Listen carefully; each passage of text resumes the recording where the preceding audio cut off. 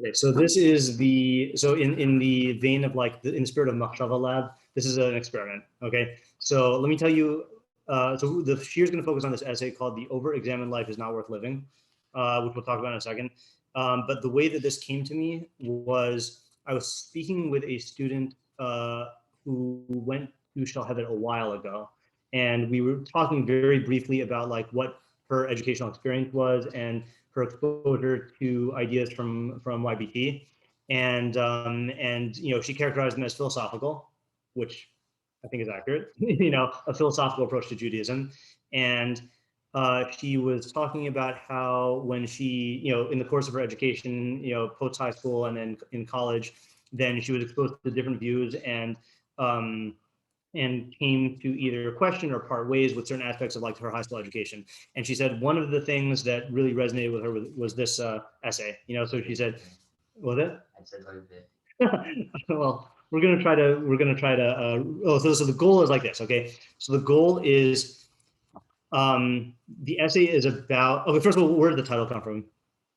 Socrates. So what? The unexamined life is not worth living, right? So that's what Socrates said.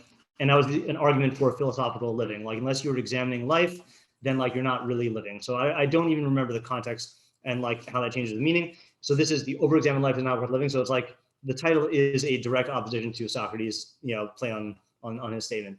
So what we're going to do, I guess I have like three things in mind, and this is why it's an experiment, is the overarching question I want to answer is like, what do we do with the conflict, the convergence, the something between philosophy and Judaism? Like, what do we do? Okay. And yeah. That's presupposed that there is a conflict. That's why I was hesitating about the word. Right. Conflicts, confluence, convergence. I don't know what to call it. Interplay. Yeah. Interplay is good. Yeah. That's good. Playing with someone. Yeah. Okay. By saying what do we do, it still implies like there's a thing to respond. No. What I mean, actually, that's actually a good point. So let me clarify the question. What do we do is one question, and then what should we do is another question. So what do we do is meaning we do approach Torah philosophically, and part of it is going to be like, what does that mean? And not everyone does. So I just want to understand like what is it that we are doing, and then maybe the larger question is what should one do? Are we doing what we should be doing? Are we doing what we claim to be doing? Like what of it? So I want to keep this. So that's like one question. Okay. Second thing I want to examine is what is he doing? Okay. And why is he doing it? And then the third question is kind of like anything that comes up from the discussion that is related, then I'm fine just exploring. Okay. And if this succeeds, yeah. If this succeeds, then it'll be enlightening. And if it fails, it'll be, I don't know what'll happen. Like it'll be like, no, I mean like we might just be like, I don't know, Yeah. Okay. So just by a show of hands or partial hands, did anyone read the, yeah. Okay. Ish. Okay. So that's fine. That's fine. Yeah. So I'm going to ask this just for however, if you feel like you got it from whatever you read. What did you take away as his main point? I don't know. Oh, that's fine. Yeah. He kind of says it in the beginning and the end, but yeah. His main point is that while philosophy and religion can interact, there's no necessity for them to. Okay. That's well said. Yeah. I don't think I read enough. Okay, that's fine. Yeah. Yes. Yeah. And Zev, the only thing you missed at the very beginning is that this was given to me as like saying like this is the counter to what I got from YBT in high school. Like Shalhevet. The counterpoint or the alternative or like this is what this one student got. So like I was encouraged to look at it for that. Cool. Yeah. But if you want to. Oh, you know what? Sorry, actually, I gave away my copy. Does anyone have one that has pink highlights on it? All throughout? Oh, this one. That one? Okay, yeah, sorry. Yeah. Okay, or whatever. Yeah. I stupidly did not highlight on the PDF. I highlighted here, so I'm gonna have to like do this overlooking. Yeah. So I think he actually states his point most explicitly at the very end. So let's look at page I'll be looking at page 410. Okay. Yeah. Okay. So and we'll obviously go back and like examine it in detail. So these last 3 paragraphs I think are like his thesis. Okay. Is it really possible to integrate these religious perspectives with a philosophically detached assessment of their epistemological merits? My point has been no. My commitment is not rooted in the naive (parentheses) notion that reason vindicates my beliefs. Okay, meaning that he does not only does he not hold that reason supports his beliefs, but he holds that that's a naive notion, right? It is rooted rather in what Judaism provides me with: intellectual excitement, feeling, caring for others, inspiration, and a total perspective that is evocative and affecting. Don't ask me what the difference is between evocative and affecting. I have no doubt that people of other faiths and of other denominations in Judaism gain parallel benefits from their commitments. For all I know, secularists find secularism appealing for many of the same reasons I find my religion appealing. But then they can surely respect why I would hold on to a way of life that furnished those benefits. If I love my family, you can't argue me out of it just by telling me that I could also learn to love a different family, or would had I been born into one. Okay, interesting argument there. Okay, what was it? Is that the genetic fallacy? Oh, meaning he's no, wait. Genetic fallacy, my understanding of genetic fallacy is that something is you deem something as good or bad or true or false based on where it comes from. Yes. I don't know if he's positing that. I think he's saying that. Well, he's saying he's denying me. He's saying, yeah, he's saying the other guy. Yes. Yeah, yeah. And I think he's saying it's irrelevant to truth. Right. Like you just appreciate it, you know. Okay. Philosophy has its place among the truly enjoyable, challenging, and edifying endeavors. Yeah. I don't think he's talking about truth even. He's actually not talking about truth. He's talking about the effects it has. Yeah, you're right. The value would be a better statement. Yeah. Okay. Philosophy has its place among the truly enjoyable, challenging, and edifying endeavors in our culture, but it is not the arbiter of all we think and do. What we do in our study and what we do in the rest of our lives are often not commensurate because the study is the smaller room in life. Okay, again, you got to understand these are the conclusions of his essays. Like he built up the whole thing for us. Okay, I don't know if that's what you're smiling at. Without question, the essay that has stayed with me the longest is William James's "The Will to Believe." Anyone know who like William James is famous for? Pragmatism, right? So, well, we did this in Adler, I think. He's over pragmatism. Oh no, we did this in Adler. Yeah. What's the basic gist of pragmatism? I mean, based on, I'm not saying based on like having studied it, but I'm saying like what is the layman's version of pragmatism?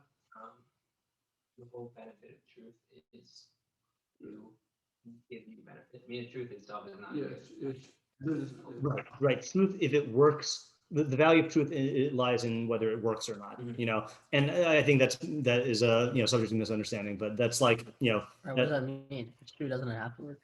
Yeah. You're not a pragmatist. Or you are a pragmatist. There's no value of truth over falsehood if falsehood would work better. Right.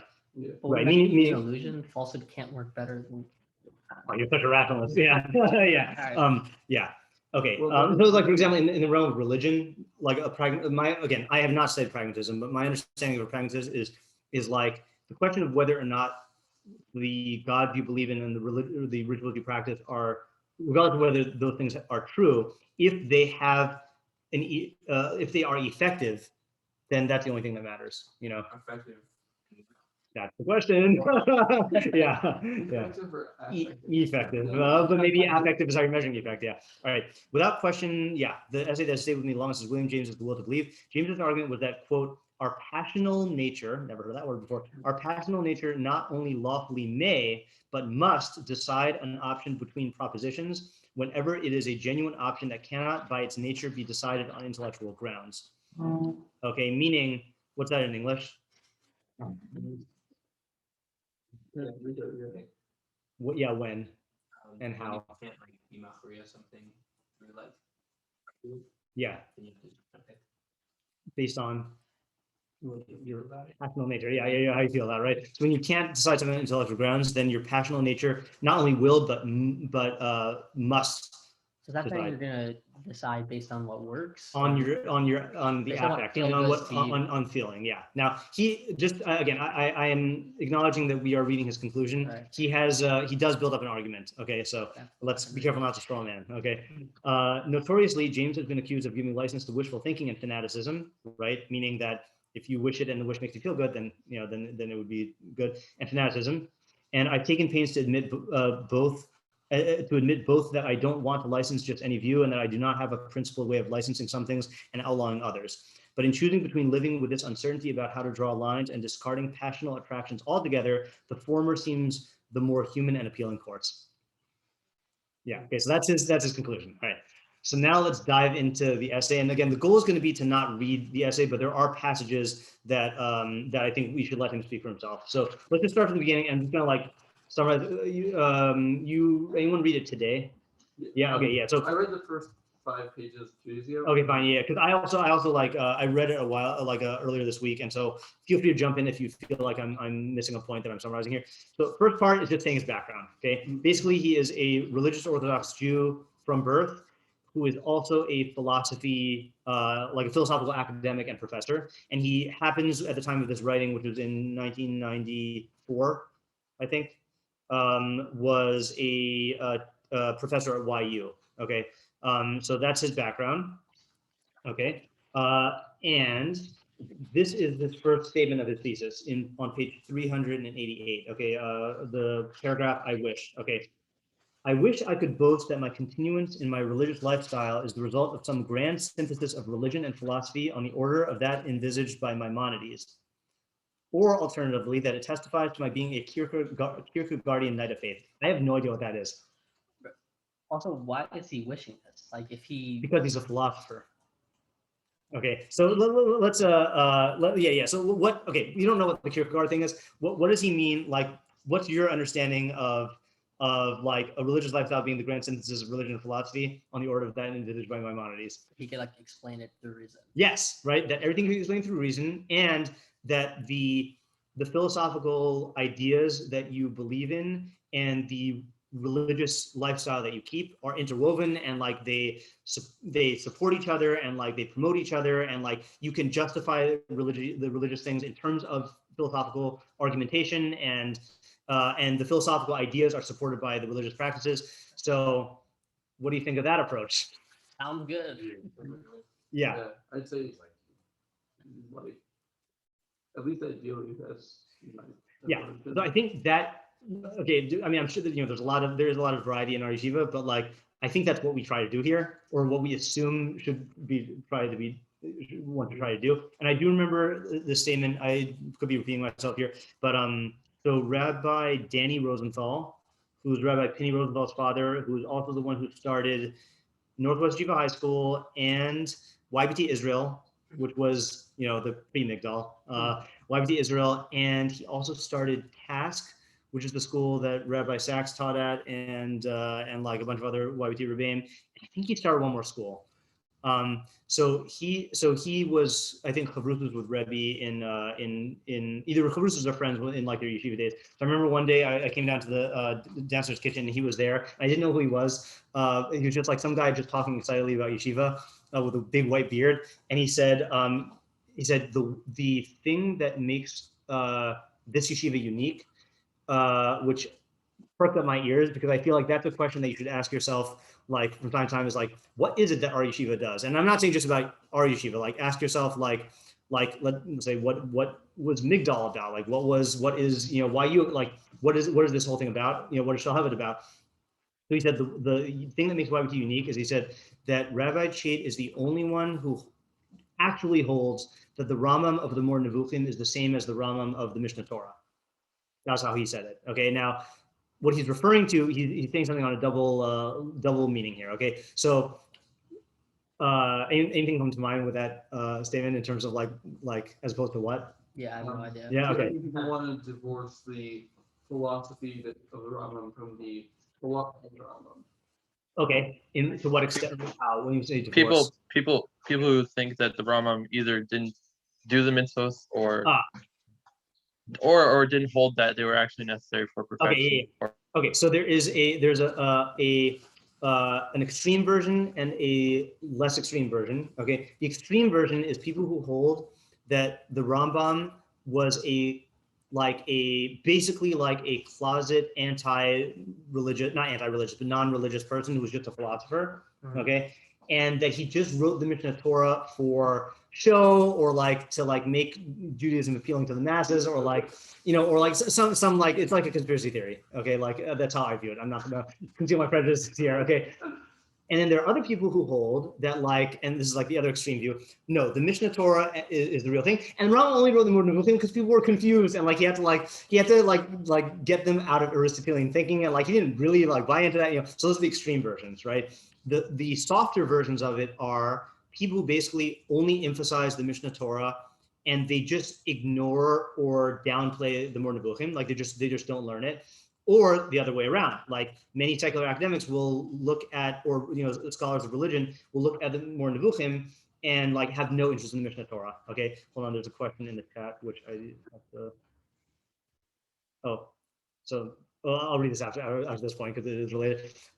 So what Rabbi Daniel Rosenfeld meant about Rabbi Chait is that not only does he hold, and do we hold that the Rambam held by halacha and held by philosophy and believe that they're integrated. But what Rabbi Rosenfeld said is that we learn the Rambam through that lens. Like we don't, for example, you know, like there are, you know, there's like the brisker derech that is just applied to the Mishnah Torah, but people don't apply it to hashkafa, don't apply it to philosophy, don't apply it to the more Nevuchim. And you're saying how Rabbi Chait applies the same like way of thinking and approach to both of them. So it's not only that the Rambam is unified, but we approach them with the same like methodology, you know? So I think we really, I mean, my understanding is like what this, and by the way, I don't know the name of the person who wrote this essay, and I actually forgot to Google it, but it's not on the thing unless someone sees it. So the author of this essay, like what he says, that he basically says he wishes he could be us. No, he wished that he could like do what we claim to do, or what we're thinking to do, and he's going to explain why he thinks it's impossible. Right. Okay. Yeah. I think the Kierkegaard thing. Yeah. Is like. That's what Shira sent. So we'll see if Oh, yeah. No, go ahead. I think it's like where you just, it's like a blind faith kind of thing, where like that's the highest virtue is to not know. There's what- camp number 3, some of the 3 camps. Oh, yeah. Yeah, I guess so. Camp number Yeah, 3. Oh, okay, yeah. I was thinking the wrong was 3 groups. I was like, no, that's that's what we tried. Yeah. So There's 3 groups, there's 3 camps. there's 3 camp. Okay, yeah, correct. Schools of thought is what you. Schools of thought. Yeah. So what Shira copied and pasted is the Knight of Faith is an individual who has placed complete faith in himself and in God. What? Oh, okay. I feel like I've heard that name. Maybe because I Googled it earlier. Okay. The Knight of Faith is an individual who has placed complete faith in himself and in God and can act freely and independently from the world. The 19th century Danish philosopher Søren Kierkegaard vicariously discusses, how do you vicariously discuss something? Vicariously discusses the Knight of Faith in several of his pseudonymic works, with the most in-depth and detailed critique exposited in fear and trembling and in repetition. Okay, fine. So yeah, like a blind faith, but like shutting out like the world. Yeah. Okay, so this is one model here, right? Trying to synthesize Judaism and philosophy. Okay. Or not. What was that? Or not at all. Or not at all. We mean Knight of Faith. Yeah, or Knight of Faith, right? He's saying either being a synthesis of philosophy and religion, Yeah. or being a paragon of blind faith. Excuse the word paragon. Yeah. Right. And like that's why he's not doing Right. it. You know. Yeah. Read the tradition. We haven't seen what he says yet, and this might be a new school. I mean, if I did have to assign him to one of the 3 schools, it would be that. Yeah, it would be that. Yeah. Okay. But the immediate explanation, I'm afraid, is more prosaic and far from self-congratulatory. Okay, so he's not proud of this. I didn't come to religion. I merely managed to hold on to it in conducive circumstances. My familial, educational, and social lives were so much built around Judaism. The social context in New York, with its impressive Orthodox population and its abundance of personalities, synagogues, and houses of study, was so friendly to the status quo, and the atmosphere at my place of work was so congenial to my inherited ways that holding on psychologically was easy. My present academic appointment is at Yeshiva University, where I enjoy the unusual luxury of presenting myself to my students exactly as I am, without having to explain myself or apologize, and where that is easy, and where, unlike so many of my Orthodox friends who feel themselves the odd one out in their work environment, I can enjoy a pleasing continuity between my personal and professional lives. Leaving the fold thus never made an appearance as a serious option, because my very identity was so tied up with my faith and religious practice. And I cherish the halachic way of life. It's his quotes, I'm not doing this. It's like, I cherish the halachic way of life in accordance with halacha, Jewish law, despite or maybe because of its many demands. Religious observances, while multifarious and laden with myriad technicalities, impart structure to daily life, give rhythm to the calendar, inject warmth into family celebrations, and create solidarity during times of sadness and crisis. Most important, the many laws governing our routine activities serve, in a classic but pointed phrase, to sanctify the mundane. Okay, and he goes into, okay, fine. So, let's finish the paragraph, then we'll summarize what he's saying. Study of Jewish text furthermore excited my mind. These attractions and benefits, on which I shall elaborate later, might have looked different had I found myself in some far-flung and God-forsaken community where everyone around me thought differently and where temptation lurked in every cranny. But in the actual world, given the acute sense of community I enjoyed, there seemed to be, in William James's phrase, that's called foreshadowing, no live options, no real competitors to my established way of life. On top of that, my personality is somewhat allergic to change, adjustments intimidate me, and so a conservative course in life seems a foregone result. So what's his basic explanation for why he what his religious orientation is? Circumstantial. Whoa, right? Yeah. Inertia, right? Inertia, given the lucky circumstances, right? Meaning the circumstances were conducive to it, and he just kept on going. And Also, he likes it. Say again. Also, he likes it. He says. And he likes it. Yeah, he likes it, and nothing tempted him away. Yeah. Okay. So, like, what? Let's just pause for a second. Take a pause. No, academic pause. Yeah. So what would we say about that?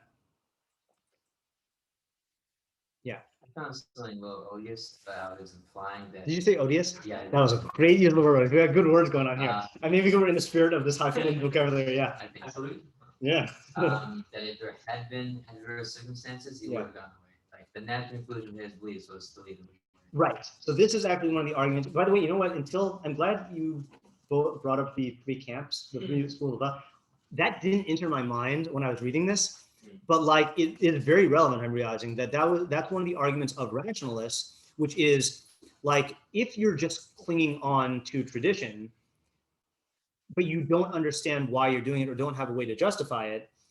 So then if something shakes you, or if like the framework in which you're living your life, let's say like his community or whatever, fell apart, or you have to move to some godforsaken place, then what's going to support his practice and beliefs, And I think that's a good argument. Yeah. Wouldn't you say nothing? Yeah. From the article, it sounds like Isn't that odious? Isn't that a problem? Odious means the problem. No. I only know odious from magic. Odious, I thought odious, okay, maybe I'm getting this wrong. We'll look it up right now. I think it's like smelly in a metaphor. That's what I thought, but then I realized I was thinking of odorous. No, but I think it's like smelly in like a metaphor. Because odious troll is the magic card. Odious.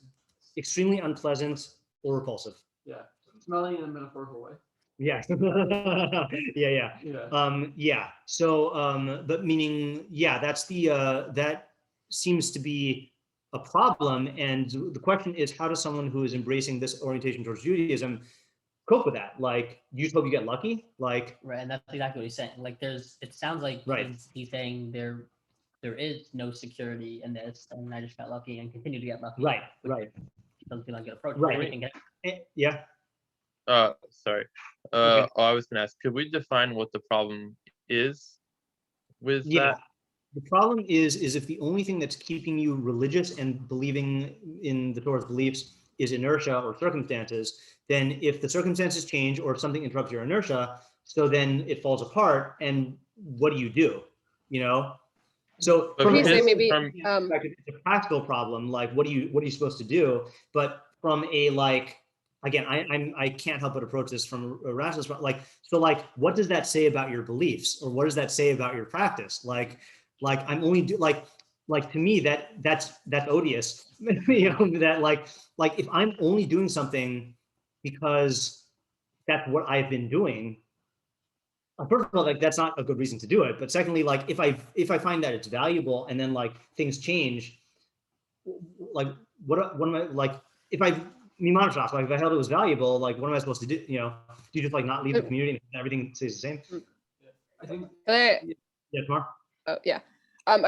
It kind of sounds like he would say like, you know, if it stopped being convenient, like for some reason, like, I don't know, his family moved somewhere else, like then he would stop and like, whatever, it's fine, you know, like he's Right, just that's the other, right, that's true, that's the other problem, right, is that maybe he'd be okay with it. If he's okay with this inertia and circumstance, maybe he's okay if it changes, you know? Yeah, I think that's what he was saying about the Family? family. Yeah. It's like, yeah, maybe if I like moved to a Christian community, like Christian like community in the middle of nowhere, and like everyone was Christian. Yeah. Maybe I become Christian, and then have other like. Right. Yeah. And I can't say that their experience with their religion is any less valuable than my experience with my religion. Yeah. Yeah. Yeah. Oh, yeah. that raises my heckles. Is that a thing? Yeah. It, You're a Hackles wolf. okay, hackles. Yes, thank you. Yeah. it does seem like It also raises my heckles. Yeah. it does seem like though there could be a place for like group to have this kind of Yes, definitely. where like they're not necessarily gonna have the motivation or ability Yeah. to go into the foundations of Right. Yes. So if they can't, Right. then America's really good. Okay, so that's a great point. Okay, and that's something that in my outline of the three schools, then the rationalists acknowledged, or the way I vicariously voice the rationalists acknowledge. No, it's not vicarious because it's me. Is that like Jeez, student. yeah, I did it for long enough on the blog. Yeah, but yeah, if you can't be involved in trying to attain a Maimonidean and grand synthesis, or if doing so would pose a threat, then it's very good, and it's good for you, and it's good for the community and the continuity of the ideas. Like I had the first time I realized this, which was kind of late. This is like in Far Rockaway, and I heard a little kid, like a 6-year-old, say Baruch Hashem, you know, and my first thought was like, kid, you don't know what you're saying, you know? But and then I realized like it is amazing that he's saying Baruch Hashem, and like think about what that is. Like he's articulating the vicarious Shem Hashem, right? You know, and he's saying Baruch, that is the source of all good, and he's saying it in response to the fact that I forgot if someone said something and he said Baruch Hashem, or like, you know, like this kid doesn't know what he's saying, but he's perpetuating this idea of Baruch Hashem. And like, he's doing it as a kid. Maybe when he grows up, he'll understand what he's saying and he'll relate to it and like, he'll get perfection from it. Maybe he won't. But there are a lot of people who are just doing that and like, it's being carried on. And this is where I sympathize, I sympathize. I mean, I sympathize, but that implies pity, but I agree with him. So I agree with his thing at the end, towards the end also about how like, it is good that there are people who do this, who let's say like maintain a simplistic idea of hashgacha pratis, you know, and like it keeps it in the on, you know, and that's like what Rav Pesach always said about the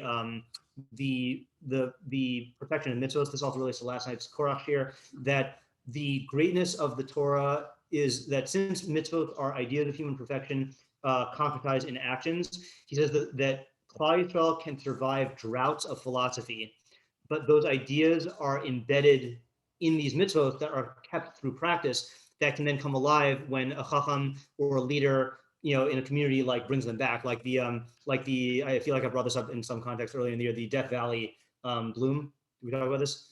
That there's cool videos about it on YouTube. Death Valley, which is like the most inhospitable, I think one of the most inhospitable places because it's so hot and dry, has like these like seeds that are like in the desert, and like every like crazy number of years there'll be a little bit of rain and then the entire Death Valley will bloom in flowers and then they'll all just die again, you know. And like that imagery like sticks with me with like the way that mitzvahs can be, is like all of the, you know, the mindless Jews eating chazon ish double kazesim of matzah, and not thinking about the ideas, that's what keeps the ideas alive, in future generations. Like the fact that they're just like clinging to the behaviors, and I'm not saying that they're not getting anything out of it. I mean, they're getting the need for psyllium, they're getting a stomachache, but like, no, but they're getting stuff out of it. But let's say they're totally missing like the perfection of it. It's still good for them because it's attaching them to the right ideas, and it's good for the Jewish people. Yeah. I think a lot of the societal enforcement halachos are specifically for that reason. Yeah. Okay, you have a society. If you have a society where when someone violates halacha, they get publicly whipped. Yeah. That's not teaching, not necessarily. Right. People aren't getting philosophical, I think, Right. for the most part. Yeah. They're getting Existence is pain. Yeah. Yeah. Yeah.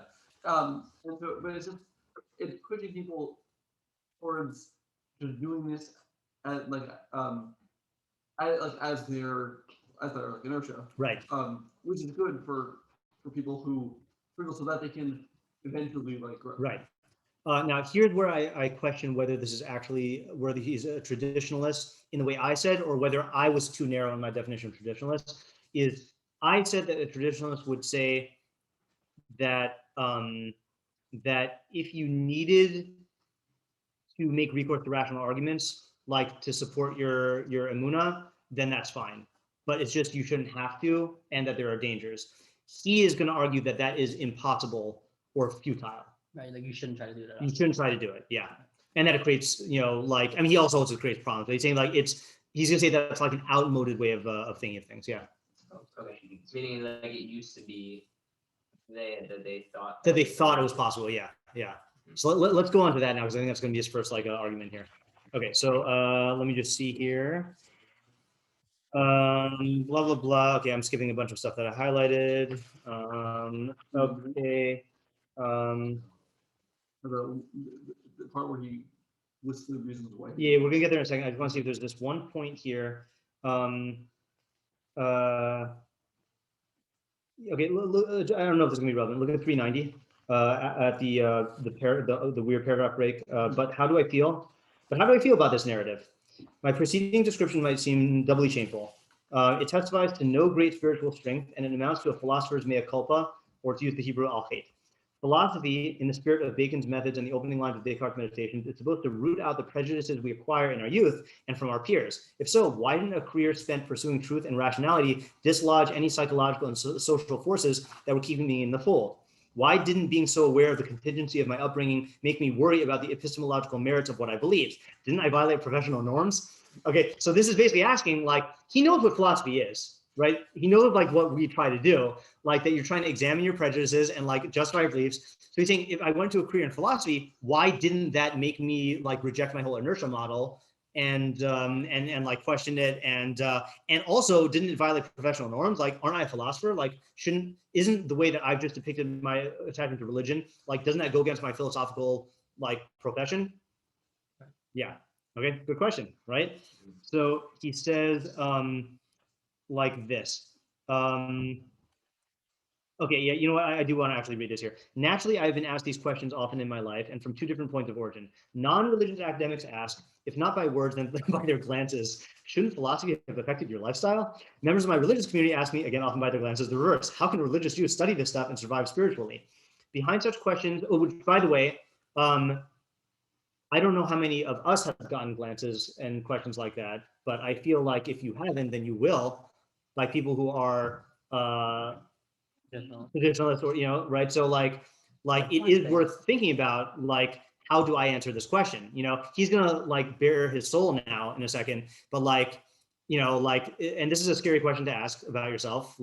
Am I just keeping it from inertia? Am I deluding myself into thinking that I'm a philosopher? So I admire his courage in facing these questions, even if I don't like his answers. But behind such questions lie immense presuppositions and expectations about what effect philosophy should have on religious belief. By and large, these presuppositions remain unarticulated and unexamined by the people who make them. Yet they persist, and their tenacity in large part is what motivates this anthology. This is printed in, and will make its contents and direction surprising to many. Okay. I'm inclined to think that questions about how one can be both religious and a philosopher rest on some misconceptions. These include misconceptions about the state of philosophy today, about the impact of philosophy on life's big questions, and about the urgency of purging prejudice from one's being in order to number oneself among professional philosophers. and this is a big thing, by the way, that one of the things that I also like about what he's saying is characterizing philosophy as purging prejudices, which I also have misgivings about because of wolves. Okay, but like, Explain how. yeah, like ostensibly what a philosopher is trying to do is identify what their prejudices are and premises, and then critically examine them and question them, and then reject the ones that are just prejudice and don't have a basis. And the reason why I am in conflict about it is because one of the nafkaminas of the wolf fear is I'm not sure how much we can escape our prejudices, and maybe the way out is to like lean into them, seeking truth, and realizing that there are many perspectives, and then try to get as many as you can to like try to transcend the prejudices in some way. In other words, not like surgically removing the prejudices, but like instead of just being locked into your prejudices, realizing this is a perspective, and then going into that, and then seeing like, oh, you know, I'm a biologist, I have one perspective, the Eskimo has another perspective, the hunter has another perspective, and then Not like limited to that. right, and then you start to realize like, you know, that dissolves the prejudices in a way where like you realize, oh, I'm just getting part of the view, and I'm inclined to look at things this way, but like that doesn't mean that like that is locked in. And also, again, see, this is why I like this essay, because I find myself identifying with him and being repulsed by him at the same time. You know, like for example, like I'll say prejudice right now. You know, I am inclined towards, my orientation towards Torah is trying to get ideas that affect the way I live. You know, now whether I got that from like my upbringing, whether I got that from Rabbi Moskowitz, like whether it was just my Tzelem Elokim, you know, that's how I'm wired. You know, and like that's what I'm seeking, and like I think I can justify it like philosophically, but like I'm just embracing the fact like this is how I learn, and like I'm just gonna take that as far as I can, and hopefully if there's truth to this, it'll lead me to other areas, you know. Right. But like I you know, maybe that's inertia, you know, but like yeah, okay, so yeah. Also, I think it's important to realize that you could have like you could have one moment of like, or whatever, series of moments, or one time period of deciding, like making that decision. Yeah. And then the rest of your life after that, or you know, most of your life after that is inertia. Yeah. But it does, but that doesn't mean it doesn't come from original. That's a good point also.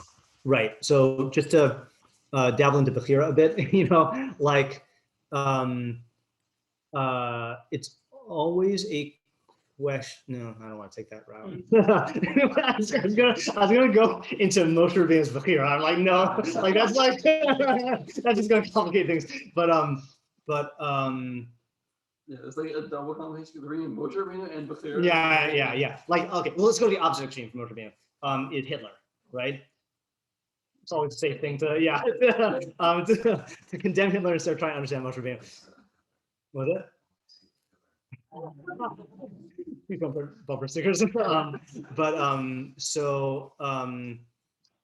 Hitler, I don't, we can't see into Hitler's head, right? And he definitely had a traumatic childhood, you know, but there, you know, one would like to think, and not only that, and by the end of his life, he was so completely consumed by his rishus, by his like, you know, psychological need for domination, that it was like, you know, it was probably unstoppable. Like Ram said, you get to a point where your hate is so bad that you're not given the opportunity to do tshuva, you know? So like, but one would like to assume that there was a point where Hitler said, at his mind, maybe not. Like, maybe this is not actually like real or true or good. And then like put himself on a track. And then that became like his inertia. Is that like what you're saying about the Bechira thing, you know? And it could be for good also. Like you make one choice to you know, to, I don't know, to like go to a certain yeshiva, or like, you know, or like, you know, I don't know, like start a certain, like learning a certain sefer, you know, like it could be something small, and through actual Bechira, and then that like affects the rest of your decisions, even though like you get into inertia there. Yeah, you can't have Bechira. I mean, I don't know if you can't, but like most of us don't have Bechira every moment, you know. Yeah. Okay. So now comes the list. Okay. So he says, Wait, what was the purpose of bringing that point in? Because purging of prejudices is how he characterizes philosophy. Right. And I was saying how, on the one hand, I see where he's coming from, that like a philosopher should try to identify the premises and purge the ones not supported by reason. But on the other hand, I'm in conflict that maybe you can't get, like maybe there's an illusion of I could get out of all prejudices, Right. you know, and since you can't, or since that would take like thousands of years, maybe the best way to go is to like lean into your prejudices and seek knowledge through that, and then transcend the prejudices the best you can. Yeah. So I am going to bring in Mr. Rain's theory. Okay. Go for it. Or I'm going to bring in Mr. Rain. I'll so in a blog post I read. Isn't Moshe Rabbeinu his book here? Yeah. Yeah. About how it was a thing about one was talking about how some people think that bears are extremely dangerous, and other people think that that they're completely harmless. Okay. Like the same species Yeah. of bear.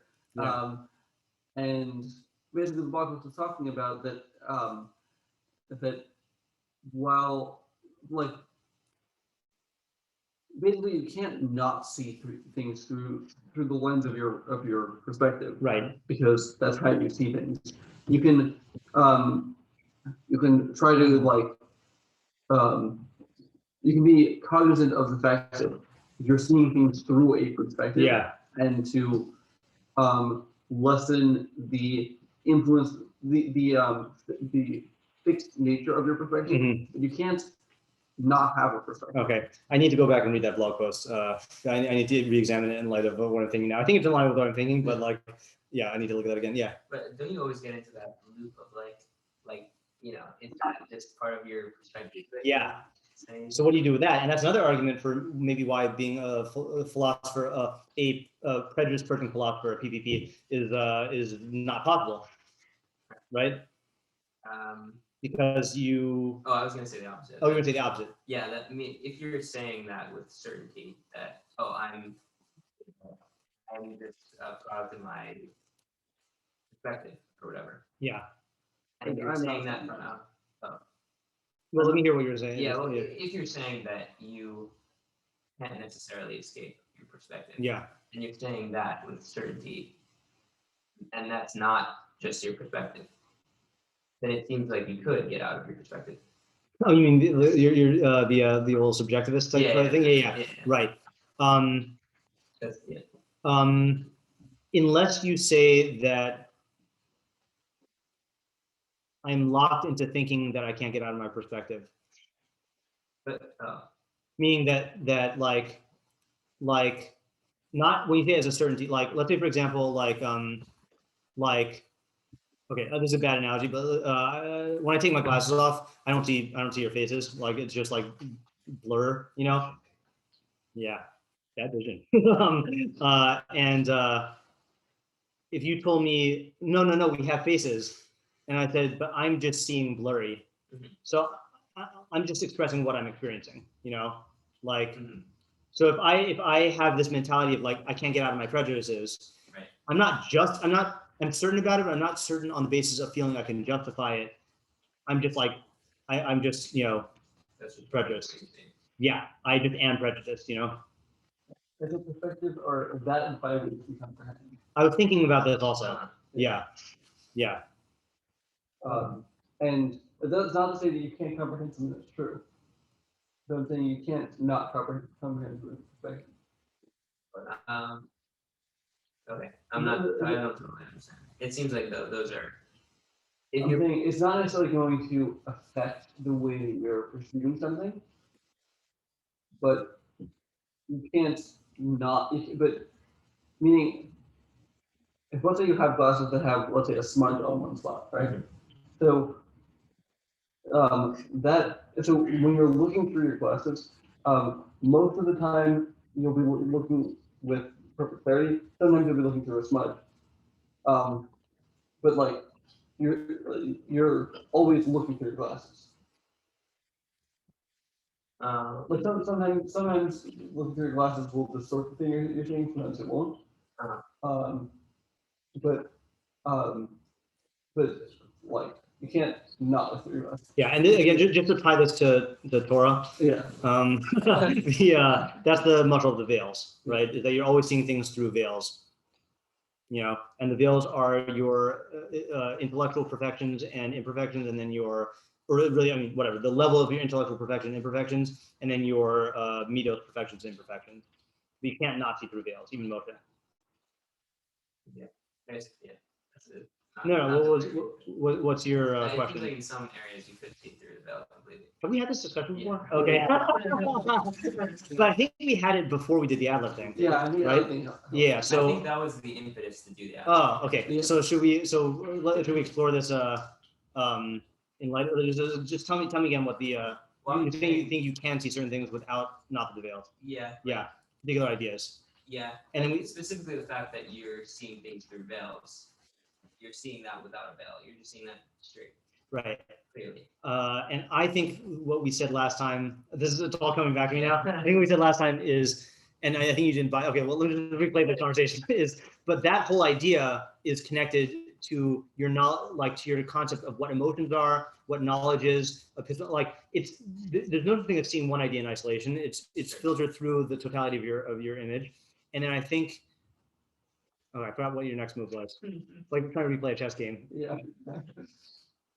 What do you say to that? Why don't you just make them? No, what is it that? In other words, like if you take, maybe let's try this. If you take the notion of a veil as either, you were using it as like a distorting factor.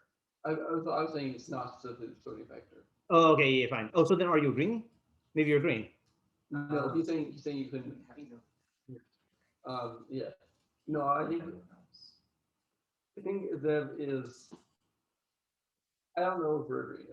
Okay. We might be. Someone say what they think. Okay, we might be agreeing because, but I'm saying you can't not see any of that through your perspective. The perspective is not necessarily going to distort your understanding or cause falsehood, but it will still be through the lens of your perspective. right. I guess if you're looking at it through your perspective, then it seems like you get into like the solipsism problem. Okay, of, like, yeah. Which maybe it's. I don't know. Okay, I think this is. I don't think I'm getting this from Adler. I think now I can actually. I think I'm getting this from Ram. Here, try this answer. What was Ram actually talking about? He was saying seeing God. Yeah. Okay. So does that answer everything? Because you want me to spell it out? Because what's the only way we can know God is through his creations, right? So you can know particular things. And I still have my caveat about how, like, can you really say you understand one part of reality because everything's interconnected? But whatever, I'll grant you that you can understand certain things, in math maybe, but knowledge of God is going to be, the only one who knows God is someone who knows all of the universe. And the proof of that is that that's how Moshe was taught about God, with the greatest idea that a human being can be shown is right,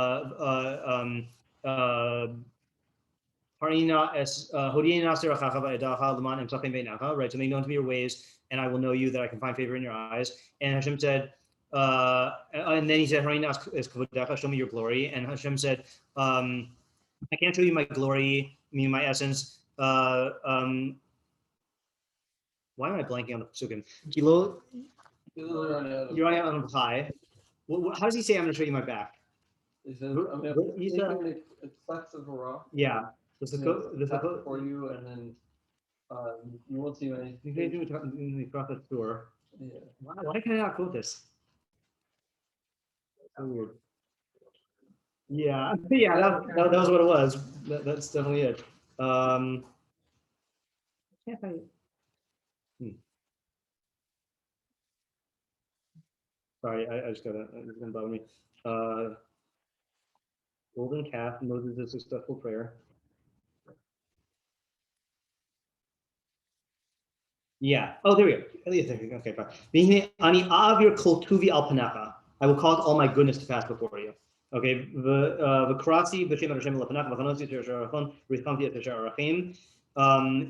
I'm going to call out my goodness to pass before you, which the Rambam says is all the Tov of Ma'aser Bereshis. So you can't know God unless you know all of the universe. And So this, at least, I am now retracting one element of what I said before the Adler thing, which is that you can know, theoretically, you can know something perfectly, an element of the physical world, but your view of God is always going to be through veils, insofar as your physicality, your emotions, and the incompleteness of your knowledge. Okay. Yeah, I'm agreeing with that too.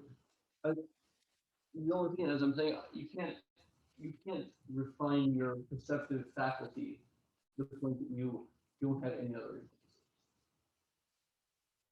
And I think that's because your talmidim is functioning through a body. Yeah.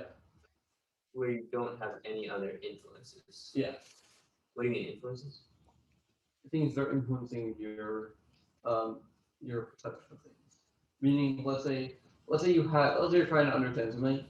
Let's say you're trying to understand. Maybe we should actually put this on pause. Please. Yeah. Okay. All right. I was realizing how far afield we've gotten. All right. Yeah. So now he says. So now he's going to say like this. Look at the bottom of 390. Not because. Yeah. I just realized like suddenly where's the trail? You know. Yeah. So at the bottom of 390, he says that. I'm inclined to think that questions about how one can be both religious and a philosopher rest on some misconceptions.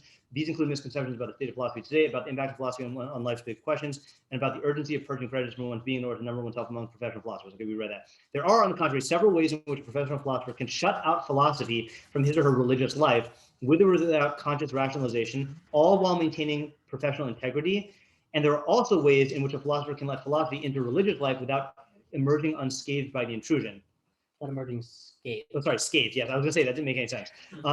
Yeah, I don't mean to say that bifurcation is praiseworthy. Bifurcation means splitting yourself in two, in terms of philosopher and what do you call it, and religious person. I do mean to say that the lives of many religiously committed philosophers cannot be understood without first appreciating to the fullest the potential that exists for defensible, rationalizable bifurcation. So this is what he's going to list now. How can I bifurcate myself as a philosopher who's religious? And here are the ways. Yeah. I didn't read the full essay, but does he ever address what the actual conflict is between philosophy and religion? Good question. Well, part of isn't that one of his ways is to say that there isn't really a conflict. Yeah, that was what we think. Well, what's the concept? I think that he mentions in passing. He doesn't talk. He gives examples. Yeah, he doesn't have it directly, but he says that there's a when he said that behind such questions like immense prepositions and expectations about what the effect of philosophy where was it? He said one of the misconceptions is about the state of philosophy today, which is, I think he's talking about there's like this sense that philosophy is the conclusion that philosophy has concluded definitively against religion. And yeah, that like that theology is just like void of any truth, you know. And then this particular thing is also like saying like the idea of providence, like he's saying like no philosopher nowadays like seriously holds that there's such a thing as providence. He takes it as a given. He said, I mean, he's not taking it as a given. He's saying that it is a consensus among philosophers, and presumably he can articulate those arguments. You know, saying for himself, but that's a given.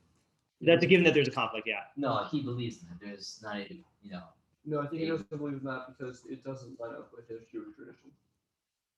Yeah, I mean that's where later the essay is divided into two halves. The first half we're in right now is where he's going to show how you could bifurcate, and then the second half is where does he tap into value and meaning from religion? And I think that's what you meant, right? Like he finds value in let's say for example in the belief in hashgacha, even if you can't justify it philosophically, and even if there are big philosophical kashas on it. You know, like just to give you an example, I'm skipping ahead here. I think he doesn't hold that it's impossible to link into.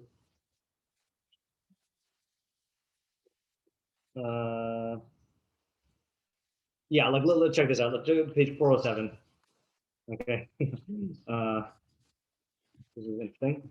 So he says on inspiration. Okay, so inspiration is he saying one of the things that can keep you attached to this. Hold on. He says, I'm just trying to find here.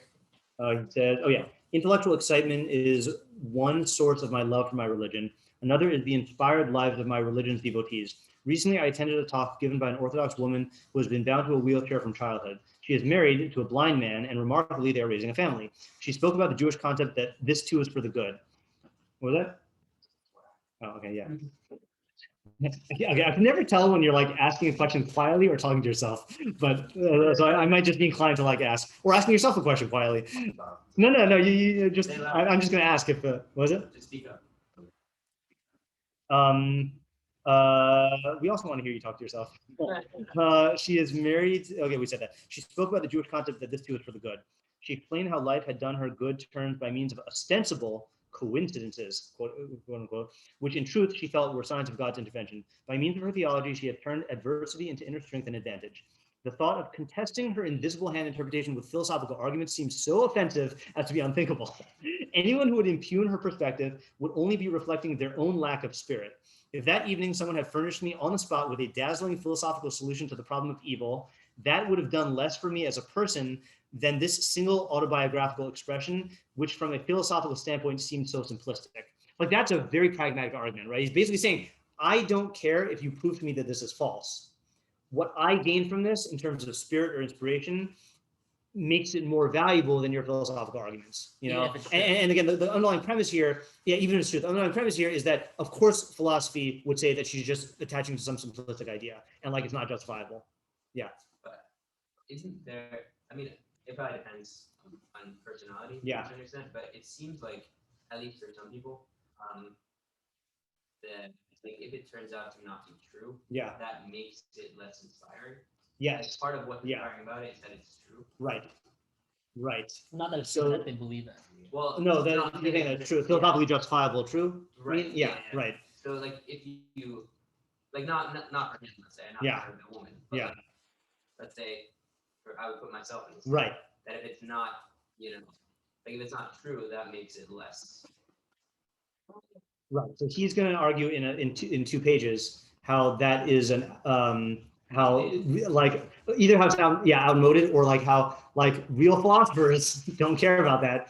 And then what would you say about your inertia then? You know, like Yeah. that's another question. Like one to his credit or to his sneakiness, he is writing about himself, but he is kind of implying like what I do want to know. I would if I could talk to him, I would ask like I don't know if he's alive. That's what I was wondering. Like I would ask like what would you say about cases like like what you just described? Right. Like I guess you're right. Like he doesn't have to necessarily answer that. Right. He's talking about himself. But he kind of is implicitly like saying that that's outmoded or like that it's not going to work. Yeah. What Yeah. was the case? I think I missed it. Sorry, the case was what if you find things inspiring only when you feel that they're true, and that if you couldn't justify it philosophically, then you wouldn't be inspired by it. And then I asked, like, isn't that, let's say someone has that's their inertia, or that's their like attachments. Like, what would he say about them following?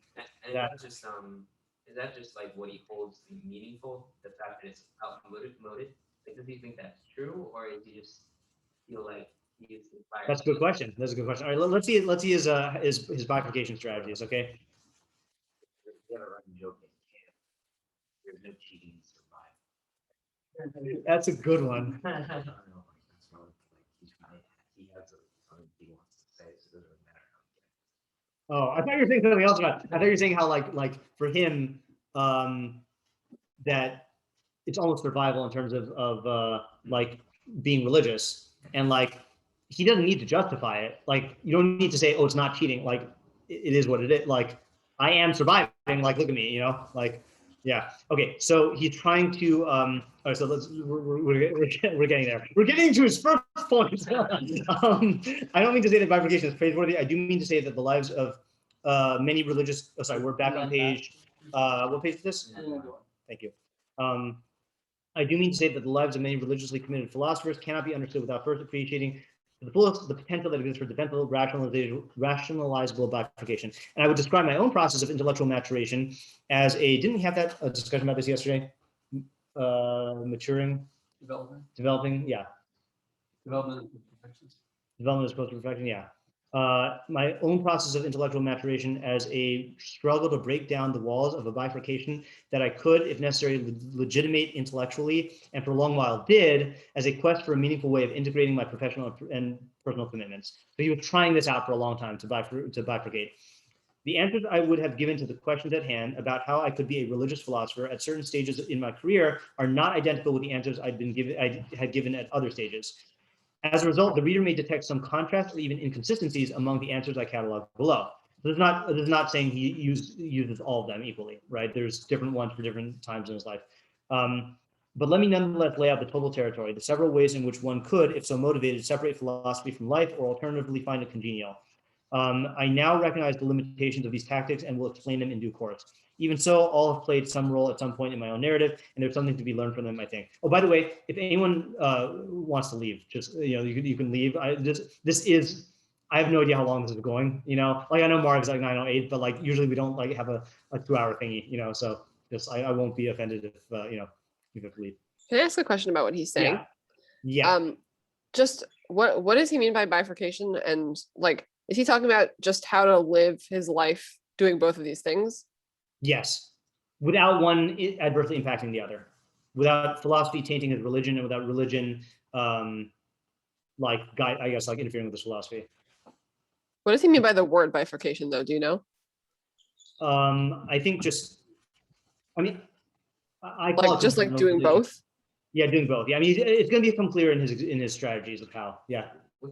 Why am I blanking on the term cognitive dissonance? Dissonance. Yeah. Yeah, I guess, so meaning he's trying to prevent cognitive dissonance.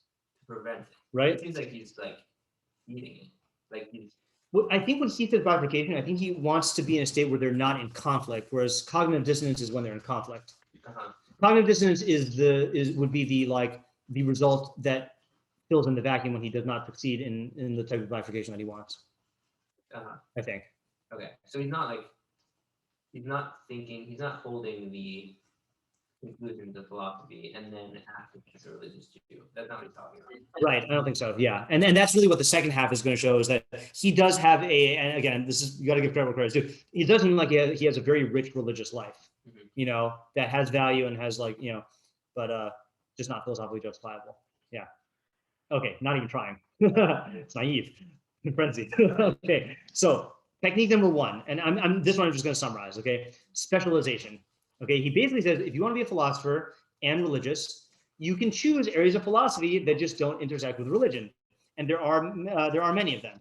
And he says, yeah, I got to turn to this page. I know what page we're on here. Also in the 391. Yeah. Yeah. So for example, avoid all areas that have to do with God. Simple, right? Or get involved in the philosophy of language or math, and so that's basically what we call avoiding the problem, running away. Why are you gonna become a philosopher if you're not gonna? Because it's interesting. No, you are philosophizing. It's just there's tons of areas of philosophy, and not every philosopher is going to study all areas in depth. Why are you going to study Torah if you're not going to study Maseches Uktzin? I can be a, You know what that is? Yeah, see? No, meaning it's the Masechah that what is it, stems? It's a good question. Yeah. Okay, yeah. See, I kind of know what it is, but but there's lots of areas of Torah, and people. Don't we believe everything can be applied with Torah? What do you mean? Like that we can apply Torah to every facet of life. Yeah. Oh, you mean so how can he specialize in an area that is not touched by Torah? I think it just means that it doesn't create problems. For example, again, philosophy of language or mathematics, or or something like that is not going to. What are you looking for? Oh, you're water. Okay. Yeah, I think it just means in a way that it's just not going to create problems. Okay. Yeah. But that's good. That's a good question, though. Okay, next strategy. Okay, and this is the one that someone brought this up. Yeah. It's basically just trying to avoid thinking about it. Avoid thinking about it. Yeah. Yeah. Cultivate your philosophical career elsewhere. Yeah. Not where it's going to interfere with religion. And so in terms of religion, you're just being not a philosopher. Yeah, in terms of those areas of religion, you're not being a philosopher. Yeah. Which is, I mean, basically what most people do in whatever job they do. Is Yeah. not engaged in. Right. It just happens to be that this is a job that somewhere in the field it deals with stuff that pertains to your life. But yeah, yeah. And look, I mean, you can't like we've talked about this in psychology, right? That like you could infinitely go into your own psychology, right? If you wanted to. Is that going to do you good? Probably not. Like, you know, like find like if you need to go into areas of your psychology for psychological reasons or for religious reasons, like you know, like I think you can't study Vodazar without going into your psychology, you know, in certain areas. Like fine, but like that doesn't mean you have to go and like, you know, dredge up all of your childhood memories that were lying undisturbed in a secret vault that like, you know, like that are going to like create problems, you know, like just, you know, and we wouldn't say that you're being a dishonest like or like not thorough human. Like no, psychology is infinite, and like some areas you shouldn't and go into, and some areas you shouldn't go into. Same thing with philosophy, you know. Some areas like you could say like I'm just going to avoid going to this area, and you know, yeah, okay. And we would say that if it is going to create problems, then don't go into it. Like that's Losa Suraka Levavim Akranifim. Supported by Rambam, ironically, you know. All right, internalization. This is the one that is the most fill in the blank to me. And this is why I want to read this one paragraph here. Okay, this is quite the paragraph.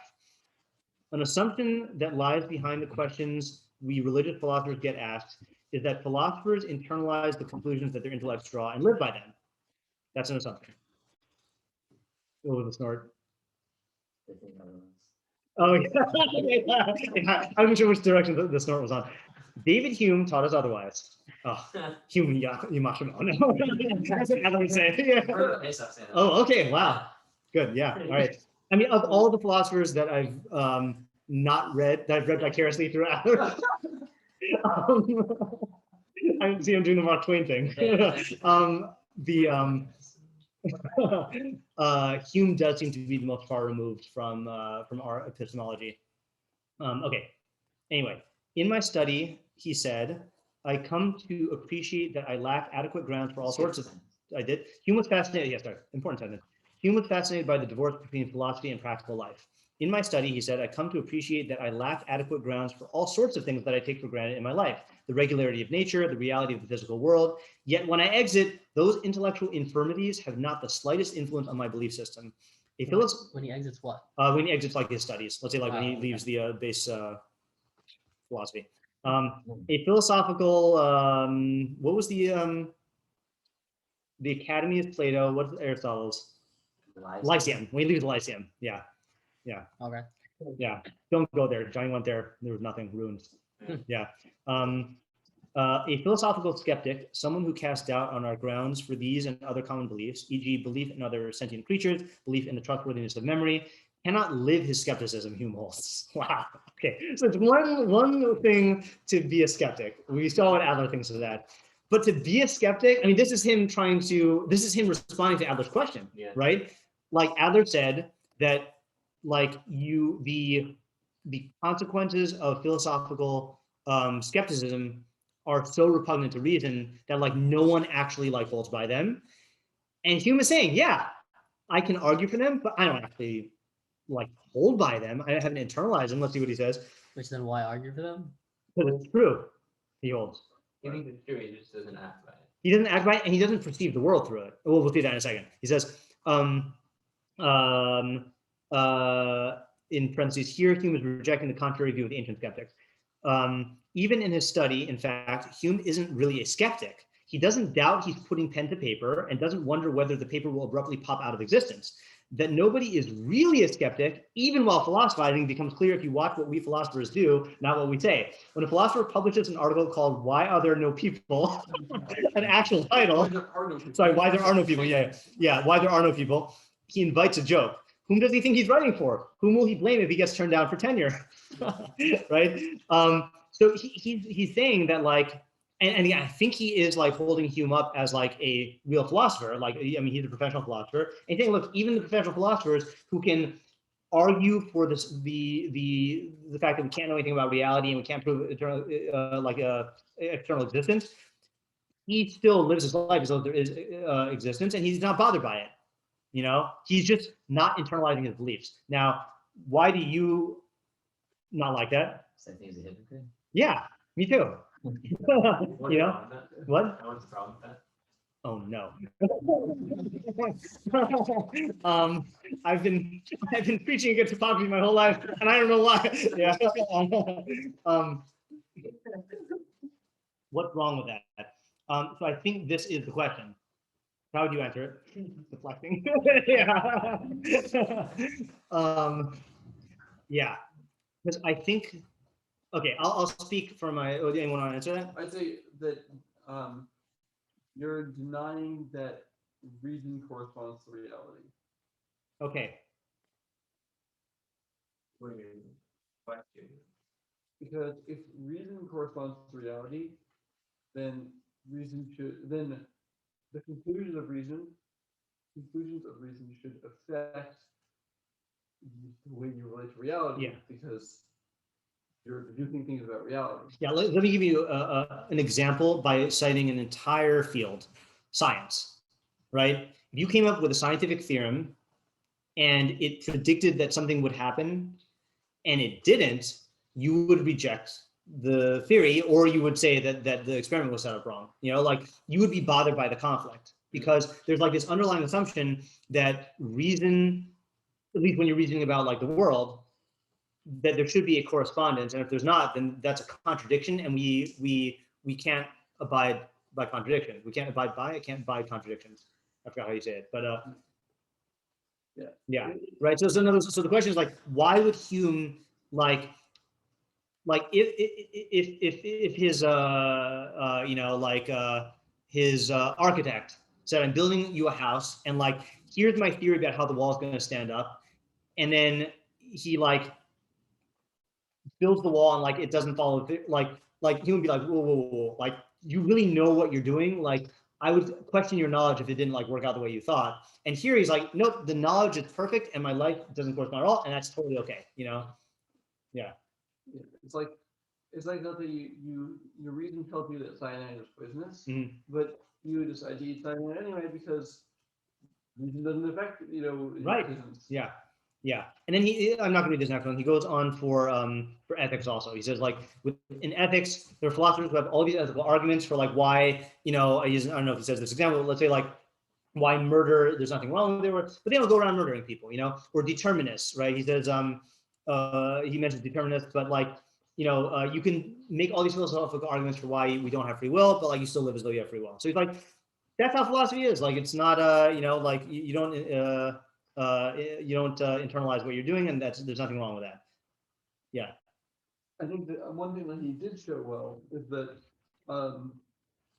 humans are have conflicting, like aren't solely guided by their reason. Yeah. People have conflicting emotions, and so people don't just always follow the dictates of their reason. Yeah. Right. That's his passional thing at the end. Yeah. Right. And then, yeah. I'm saying it's not a statement that it doesn't mean that it's a good thing. It's just point out that it's just demonstrating this is a phenomenon. Yeah. And philosophers are people too. Yeah. Not. Well, okay. So that's his next point now. Not his next point, but his next point within this point, 393 at the top paragraph. My point so far has been descriptive only. Philosophers, I've said, don't in fact internalize philosophical arguments. Right? Is that what you're saying? Yeah. Yeah. Hume's point, however, was probably normative as well as descriptive, meaning saying that this should be the case. That's what normative means. Hume taught us in effect that it is a vice to be too rational. Okay, here, this is a paragraph here, okay? It is a vice to be too rational, to hold out for rigorous arguments in all walks of life. Only a mad person would want to conduct his or her life with complete Spock-like logicality. We are possessed not of minds alone, but of hearts, emotions, needs, instincts, and habits, and we inhabit social contexts. Obviously, without the use of reason, anarchy enters. Still, in most areas of belief and practice, we don't and shouldn't let philosophical worries get to us.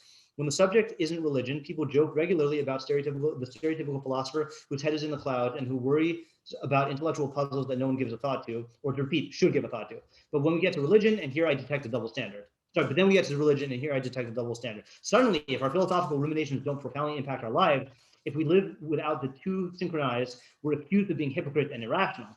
True, Hume was speaking of beliefs everyone shares, natural beliefs about religion. Hold on, is this? Yeah, okay, fine. We don't need to read that part. Yeah. there's a big difference though between like logical puzzles Yeah. and religion. Like religion is the study of how you should live, and if you have some kind of argument, why you shouldn't live this way, Right. Then that would be a contradiction. Like if you had a proof of why murdering is right, Right. and then you don't murder, so then Okay. So this is what I wanted to try to examine. I don't have an answer to this, but I feel like he is kind of relating to philosophy as like logical maneuvers, okay, this is, hold on a second. Like, look at this. look at this next paragraph. In my early years in the field, but don't let me forget the point that you just made. About to look for this paragraph. Yeah, don't let me forget the point that you just made. In my early years in the field, throughout the 1970s, I found it particularly easy to resist internalizing philosophy. Yeah, the regnant analytic approach to philosophy had curiously distanced itself from real religious life by insisting on putting everything in its characteristic form. Technical, dry discourse, inaccessible to all but the philosophically trained. Okay, a clever student of mine, having sat through a long, complex technical series of arguments and objections I had beautifully presented in logical notation, once put this question to me with only partially mock astonishment. Do you mean to tell me that the existence of God might I almost said guac. I had guac for dinner. I guess I was still thinking about it. I don't know where that came from. And I'm not going to unveil that. Do you mean to tell me that the existence of God might depend on the scope of a quantifier? We'll probably getting quantifier. Yeah. A certain cynicism set in as one followed the literature. No sooner had one become convinced that, to put it in professional jargon, 17A follows from 16D, assuming the correctness of 14, and a subsequent issue of the same journal appeared where one learned that unfortunately 12 is not as evident as might appear, vitiating the inference from 18 to 19. It is not just that the notion grew that every position and argument could be refuted with sufficient ingenuity, but that no individual argument could be cause for panic. After years of thinking and writing in this genre and enjoying it, I confess, I got weaned off the habit when it hit me that philosophy had lived for nearly 2.5 millennia with hardly anyone, including the greats, expressing ideas this way. Okay, fine. And he goes on with that. Wait, ideas this way, meaning like in this technical. In this technical way, yeah. But then he says, and this is what again leads me to believe this here. Hold on just 1 second here. Yeah, the next paragraph. In light of this, I wonder whether my extensive exposure to Talmud was what led me to like the philosophy I studied as an undergraduate and to whet my appetite for more. Okay, now this is what gets me in a different way. Subtlety, rigor, and complexity, dexterity in deciphering difficult texts, the mongering of distinctions and counterexamples, all of these are nurtured in both Talmud study and analytic philosophy. Philosophy, in other words, catered to my Talmudically trained mind. But beyond that lay something else. Here we go.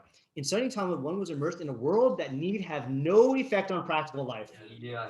Yeah, and now again, I don't blame him for his upbringing, and a lot of Ashkenazic Jewry is like this, of that Talmud is completely disconnected from like practical life and psak, and midrashim are not like analyzed for ideas to live by and to like change your perspective. And again, I think that's one of the things that just to switch back to the first, to the intro here, that's one of the things that we do here is we do hold that when you learn halacha, I'm not saying every person who learns halacha should do this, but the ideal that we're striving for is you learn halacha and you follow the result of the sugya. That's what a brisker does. That's what Ramosha does. Like that's what you. When I say a brisker, I mean like our briskers. That's like the Rav did. And then when we do again, I've noticed this. I feel like I was talking with David about this earlier in the year. That there's learning a midrash where you interpret it to get an idea, but if you look at the way that we in our not me, but our Chumashir that we talk about midrash, then we try to walk away with ideas that impact the way we view reality and the way we live. It's not just like a fable or other thing. I'm not saying everyone else does that. I'm just saying we are my experience of Talmud from the way that I've learned here, Talmud meaning halacha and Talmud meaning the agadic context of the Talmud has very much to do with practical life, or it should if it doesn't in every area, That made me that paragraph was actually really painful. Yeah. Here I don't sympathize with him in terms of agreement. In a lot of others I did. Some tractates deal with institutions no longer standing, sacrifices in the high courts, for example, and even in tractates that deal with that's another thing, right? So what do we do with tractates that do we say that that's divorced from practical life? Yeah, why not though? First of all, philosophy can impact. Right, philosophy can impact you. Good. I think also. And repeating because can't hear. Yeah. I mean, I think there's another thing of like the study, like I don't know exactly how to phrase it, but like studying like things that like it. I don't know. How to describe it. Okay. Are you? Can I try to summarize what you're saying in 2 words? Yeah. Halachic man. Yeah, like it gets you to think. Yeah, that's one. I don't know. That's Like not exactly what I was saying, but yeah, it's more. Okay. Well, can I give another guess? Methodology. Yes, but also like, let's say like if you're studying like, Kalim Yeah. or whatever, so like that's not practical because it's like, whatever. Yeah, no, maybe it is a lucky man. Like it's not practical because you're not actually dealing with someone in your life. Yeah. But it forces you to analyze, like what is an object that has function, Right. and what's a defective object, Right. and like all these things like that actually like those things are meant to impact you. Right. So just to decode, to repeat what you're saying for here, and then to decode my 2-word answer here, and see whether they're the same is we do hold that all of halacha is really like pertains to real world objects and is based on and is built fostering a conceptual way to view all real world objects and appreciate the beauty of Chachmas Hashem in them, and the practical effect and affect of doing this is you will be surrounded in a world of Ahavas Hashem wherever you look. Like Rav Chaim saying that, like not Rav Chaim, the Rav saying that the halachic man like looks at the water and sees mikvahos, and he looks at like the sloping hill and he sees Erevin, and he looks at the sunset and he sees like kapara. Everywhere you look there is chachma and beauty, and to me that's practical, and that's why I'm sensing that like and then the philosophy also, like that's why I'm sensing like his relationship to Talmud and his relationship to philosophy are different than I think our relationship to Talmud and philosophy, in the sense that we don't view those as divorced from real life, and something about the way that he like talked about Hume like is in line with that, like the fact that he's like basically like that's how he thinks Hume viewed philosophy, and then your question was about the like if religion is supposed to be about real life and philosophy is supposed to be about real life, and if they come in conflict, then don't we have to deal with that? So I think what he would say is no, in the same way that mathematics deals with all objects, right?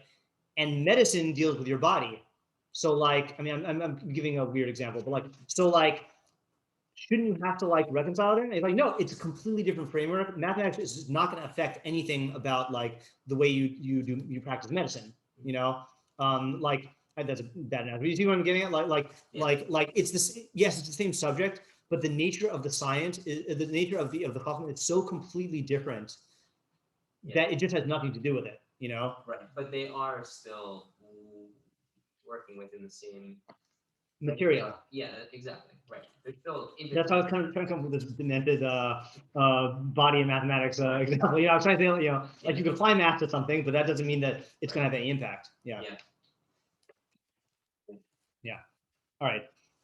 Other bifurcation strategy. I think that's probably what we're going to end up doing tonight. I don't want to get to this other part. Can I say something about this also? Yes. I wonder why he thinks that Talmud is about like things that affect your life at all. Like if he thinks that it's essential. What do you say? Why he thinks that Torah is? Did you say? Yeah, like I said, like Talmud, right? He's talking about it like it's this theoretical thing. Like, why would it even be about things that you're supposed to do if it doesn't have to do with your life? That's a good question. I mean, it sounds like he's saying that because the purpose of Talmud is to tell you how to keep halacha, and that like it was decided, like, I mean, he has to hold that that's where the halacha we practice come from, but that's just not why we study Talmud. In other words, like, I think that is how like that Ashkenazic derech takes it, is like we have poskim. They went through all the halachas, we follow the poskim. But when we study the Talmud, it's like totally abstract and not abstract, it's totally removed from life. You know, it's like a completely theoretical study, I think. Yeah, I mean, I know you don't agree with this position. I was just trying to like understand how you could make that statement about something that has such like a practical substance. Well, I think he Yeah. one of the things he talks about, I don't know if we read this out loud, is the fact that it'll have like extreme or far-fetched cases that highlight a nuance in the halacha. Mhm. But if you take it on surface, it's just talking about cases that it's just talking about random cases that would never actually happen because we're talking about abstract legal concepts. Right. Right. So, I mean, that is definitely a thing that supports this argument. But I think, like, let me just give an analogy. Smart is like, I think he would say that all of that was necessary to determine what halacha is. But then when we study it, I mean, it's almost like if we went and just studied medicine for its own sake to appreciate it, but then we just go to doctors. Like that's how we relate to medicine, you know, like we could read about stuff and be interested in it and like as a theoretical thing, but when it comes time to you know, to take care of our body, we go to a doctor, you know. And like there are doctors who study medicine in order to come up with what to do, but like in the Talmud world, that happened a very long time ago, and that's not like what we were doing. Or like maybe there's some folks who do that now.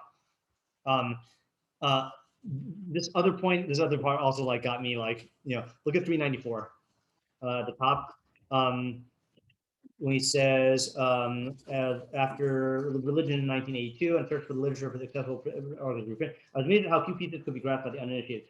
Does all this really have much to do with religious life? I wonder if you saw somebody trying to resolve a spat with a spouse by putting pen to paper and setting up numbered premises, you'd find it a crazy way to settle things, and maybe would also brand it as a tactic for fleeing the real issues. Only in philosophy does this type of exactitude win an imprimatur. Elsewhere, we find it stultifying, obsessive, and immature.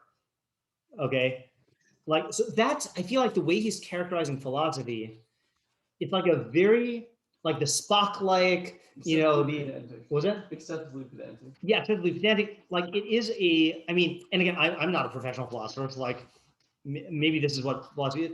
I find that's not really what we mean by philosophy. Like, right, like listed premises and yeah, right. Yeah, and that is how they wrote stuff Yeah. in the olden day. Yeah, but that's why I think it's telling that that's how he talked about it until he's like until he just like decided that wasn't a good way of communicating things. But, right. like, the fact that that's his orientation of what philosophy is Yeah.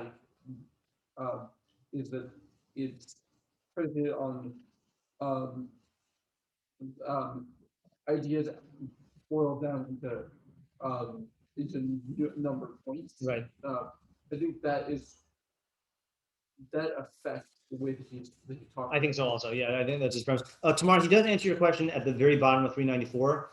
The same, actually start kind of in the middle-ish paragraph. In other words, in Talmud, you learn to tolerate irrelevance. You learn to tolerate irrelevance and unreality, and to let intellectual gyrations satisfy you for their own sake. Yeah, I mean, that's a different.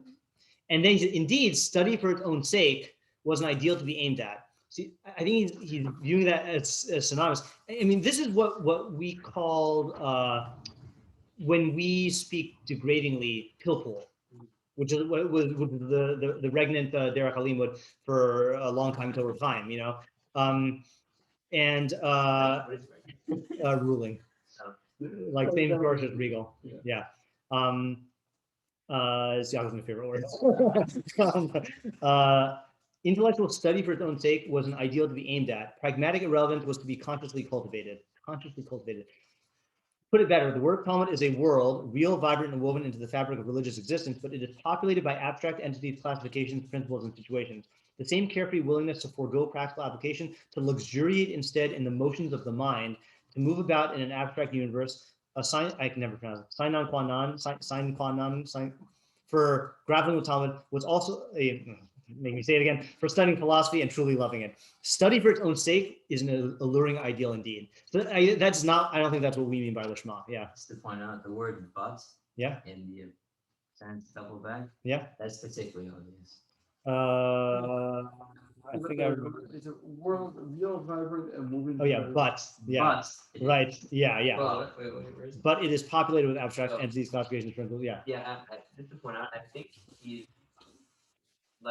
he's looking at it as like the abstract world and the world of like concepts is like in his mind, Yeah. or in our mind, Yeah.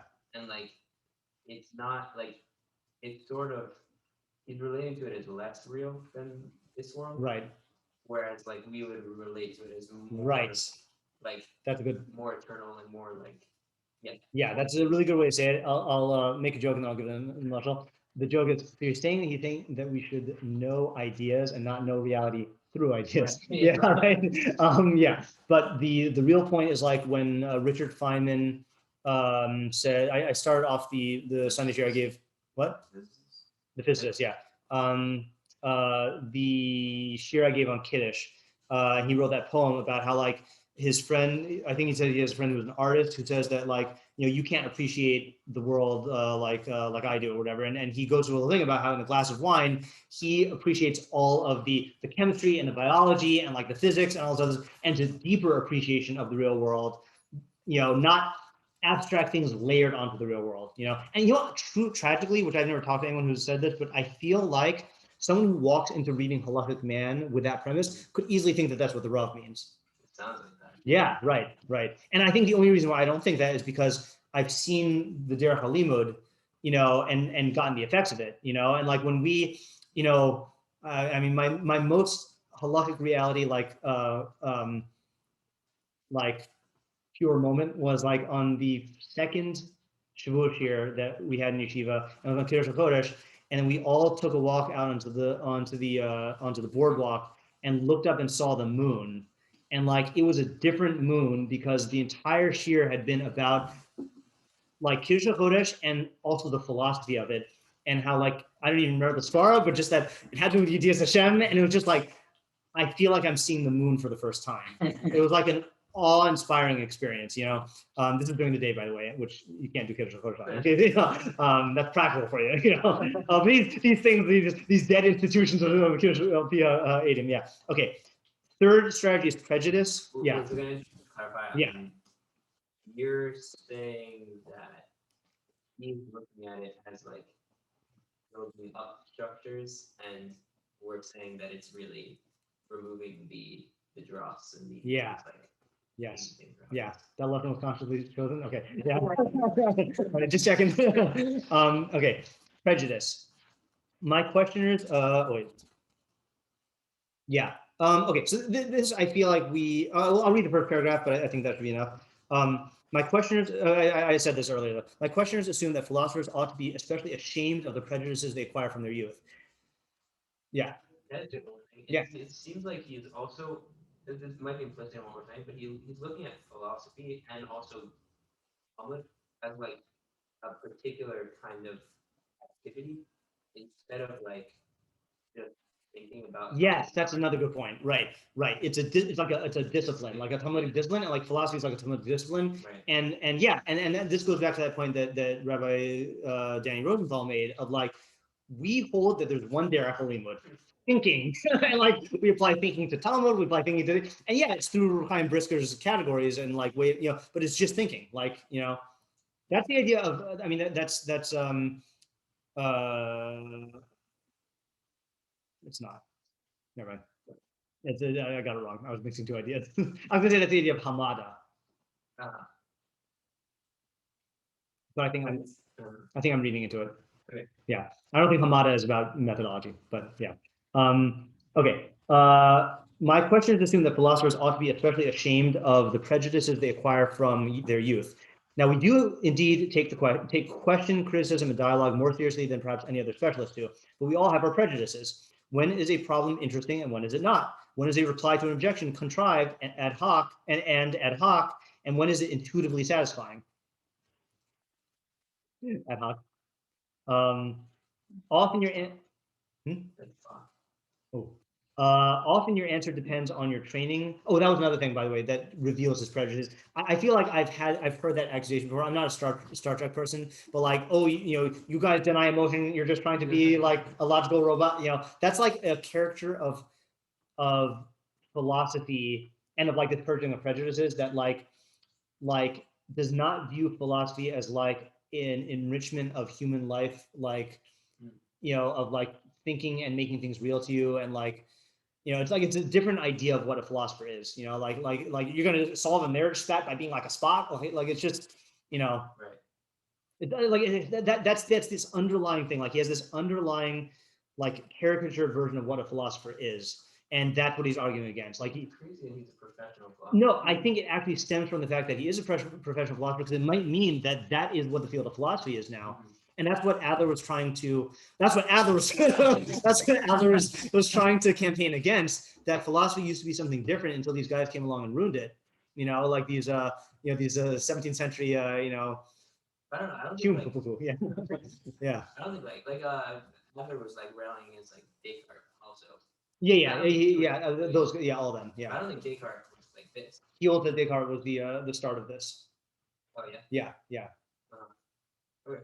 He might have other redeeming qualities, but and that's why Adler put so much emphasis on the. I'm not gonna go down. Yeah, no. That was my I want to talk about Adler. All right.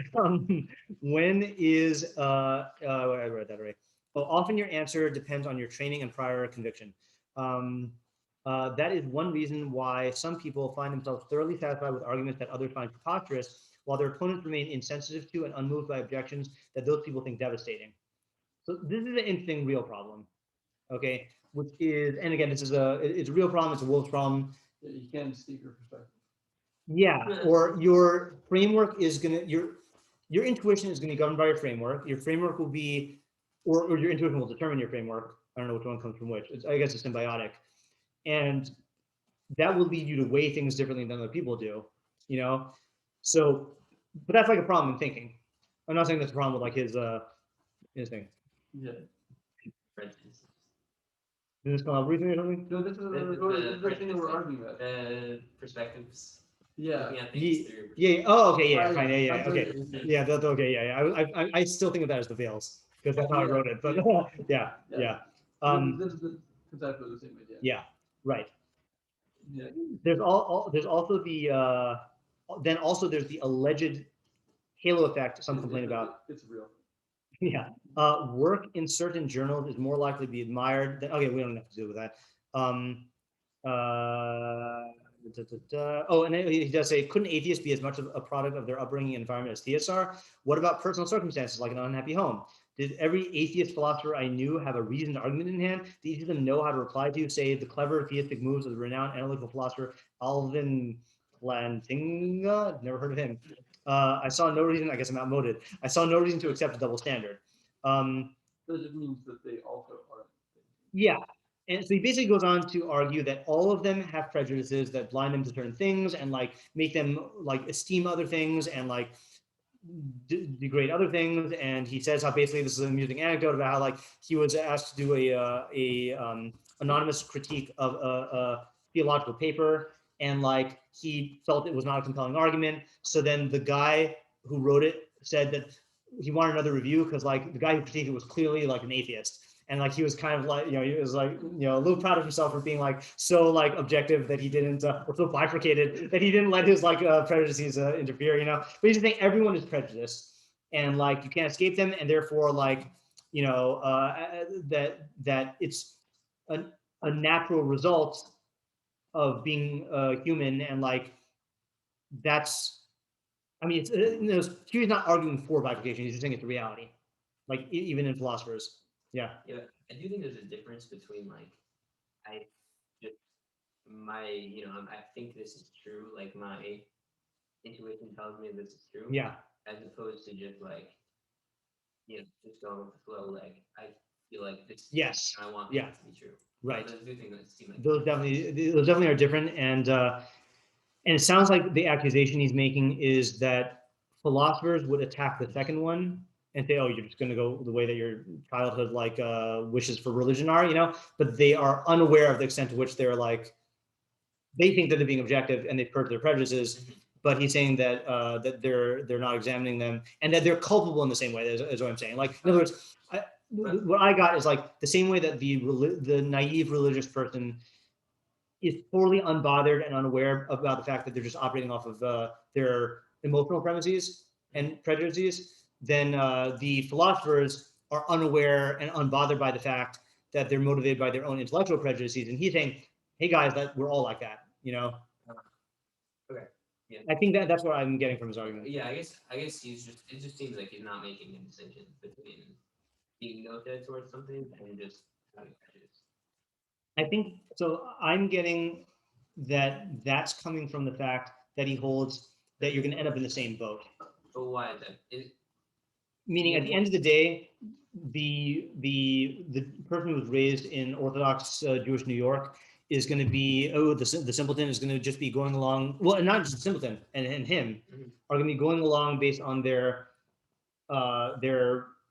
inertia and the circumstances all the same. Like even though an intellectual prejudice is different than like emotional prejudice, they're all going to just be floating along, you know. I think that's why it feels like he's putting them in the same category, because pragmatically they are. Right, but it seems like one is justifiable and one's like allowable and one isn't. Yeah, in the framework of in the discipline of philosophy. Yeah, and any discipline, even Yeah, in any discipline, any scientific Chachma discipline. Yeah. Well, I think the thing that's an issue in terms of the way he's writing is including that you don't need to do it. He's saying that there are conclusions that he has based on prejudice, and those don't need to be examined critically. Mm-hmm. That's not to say that you hit. So I think you can. Whereas I think you could say that while a person does have unconscious disposition toward things that you can't really necessarily undo, it doesn't mean you have to accept a conclusion that you know is from that, based on that. I kind of lost the sentence. Sorry. Start again. I guess he is assuming that because you can't remove your unconscious tendencies, therefore there's no reason to remove the conclusions that are from those unconscious tendencies. Okay, I understand what you're saying now. I don't know if he addresses that. I feel like I remember him addressing that point later on in the essay explicitly, but I don't remember where it is, and I'm not going to search for it right now. Yeah. But if we can remember afterwards, look at it. Yeah. I think he's asserting that these things which are coming from, which he's saying explicitly are coming from prejudice, don't need to be like there's no need to examine them because everyone has prejudice. I'm trying. I don't know if that's what he ultimately ends up saying. Okay, for the state of philosophy. So this is where he says it's outmoded, right? So he says, let me just see if I don't think there's much to read here. Basically, he argues that okay, we'll read the first paragraph just because it sets the tone here. So far, I haven't touched on how philosophy could actually prove friendly to religion. I'll say over the past 10 to 12 years, however, another response has come into focus as trends have shifted in the philosophical community. We live in an age of ideological pluralism. No methods are privileged. Even science is just one slice of culture, not a supreme judge and jury. In the wake of Thomas Kuhn's Structure of Scientific Revolutions, which, by the way, I haven't read, but I've wanted to read, and I recommend that everyone read. Yeah. You did? Was it worth reading? Yeah. Okay, yeah. I feel like a lot of good insights would come to that. I've seen it. Every time I've seen a quote, I'm like, oh, that looks like, yeah. That's like a wolf fear on science, right? Like that's essentially what it is. Yeah. Scientific theories are often thought of It's very Lobbian like models. Oh, reality. Good. Yeah, I think that was the first time it registered when I saw him talk about that. Yeah, that's good. It's also very Pesach's scientific and halakhic thought, I think. Yeah. Scientific theories are often thought not to be bastions of objectivity people thought they were. In this atmosphere, religion now claims parity with other views and approaches.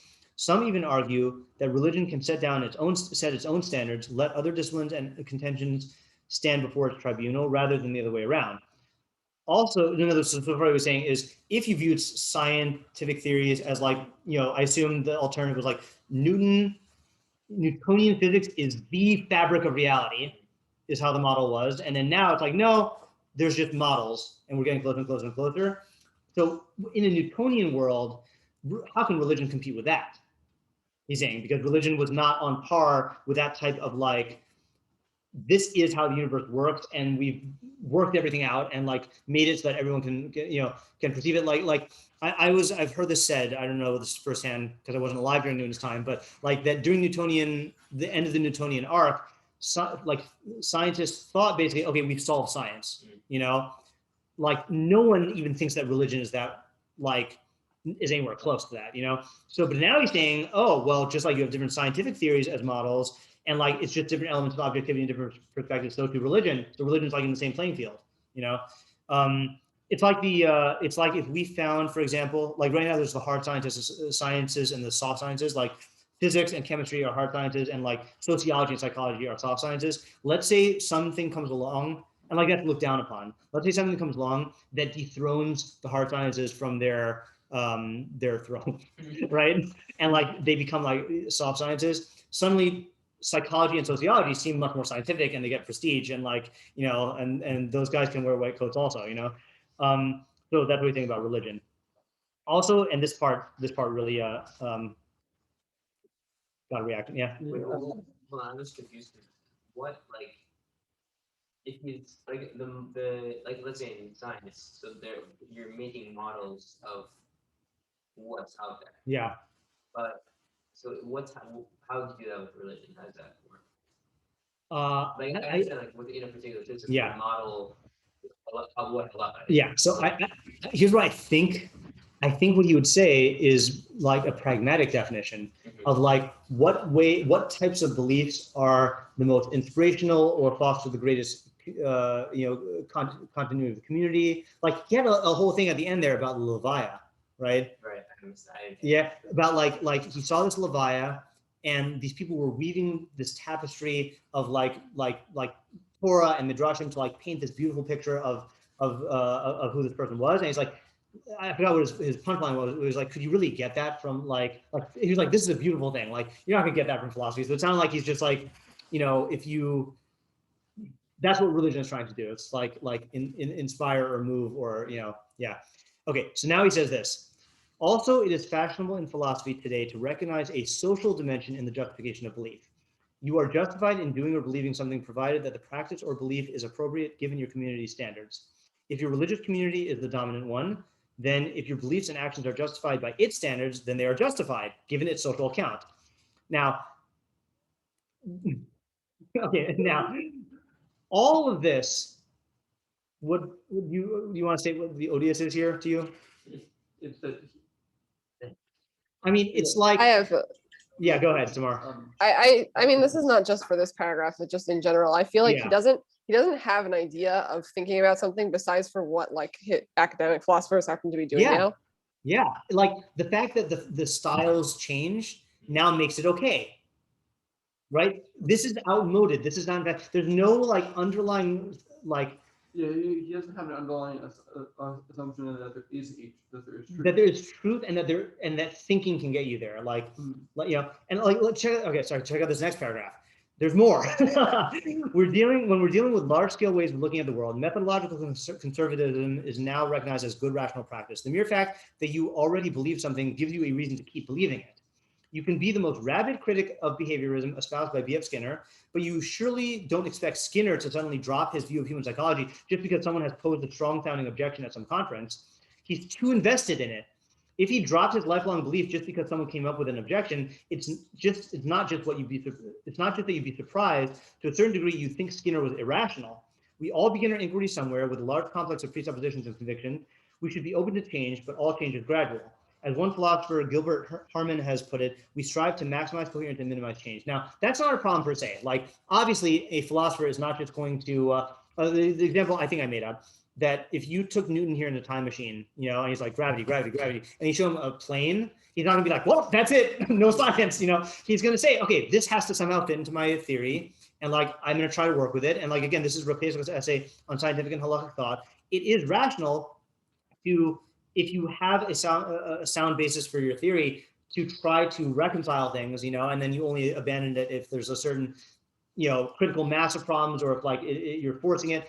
But it sounds like he's saying something different, of like, we expect you to just be like, he's too invested in it. Like, I don't know, do you sense this, or am I projecting it? Like, No, I sense that. I think I sense it because of the previous paragraph of like it's okay if you the modes of philosophy have shifted, and Thomas Kuhn did his thing, and now this is like the the regnant model, and now it's fashionable to recognize this, and like it's also fashionable to be a methodological conservative, and if behaviorism is your thing, then you do that, like that's like the sense I'm getting. So I'm conceding his point that there is obviously a thinker who has a whole paradigm is going to have real reason to continue with it, and if he abandoned it because of one question, then that would be irrational. But I feel like that's not where his statement's coming from. Yeah. Just to make Malamad's listening. Yeah. Well, that's what I was trying to do. Yeah. No, go ahead. Whoops. Yeah. It does sound similar to sort of like what we do when we're talking about philosophy, and like we sort of quote like, oh, this is the Rambam. That's true. Right. What Chazal say. Right. That's true. Like it's sort of, he's using the philosophers that everyone agrees are the big guys. Right. It's like to talk. Yeah, I guess the difference is that, and this is something also I've seen that like not everyone is willing to do. We may not take, like we may have this default assumption that like machlokas between Ramban and Olam Haba, whatever, is like these are both legitimate shitos, and like whatever, but we do hold by an ideal of striving to understand what the truth is, and we hold that that's what the Rambam was doing, and that's what the Ramban was doing. Yeah. And I don't know if he's like saying that. This next paragraph is also good. Philosophy today also teaches that no theory of the world is perfect. This I'm going to agree with. Spoiler alert. Intellectual maturity requires living with objections. As a Yiddish expression neatly puts it, a person does not die from a question. That's a great statement. Finally, philosophers are more open than ever to the realization that their bread and butter, to wit, arguments, doesn't coerce listeners. Yeah, that's kind of his earlier point. Philosophical expositions furnish them with new perspectives, not knockdown weapons of persuasion. What someone called the scorched earth approach to philosophical argument is giving way to a more accepting attitude to rock bottom disagreement. Yeah. Yeah. Okay, I think that's that for that point.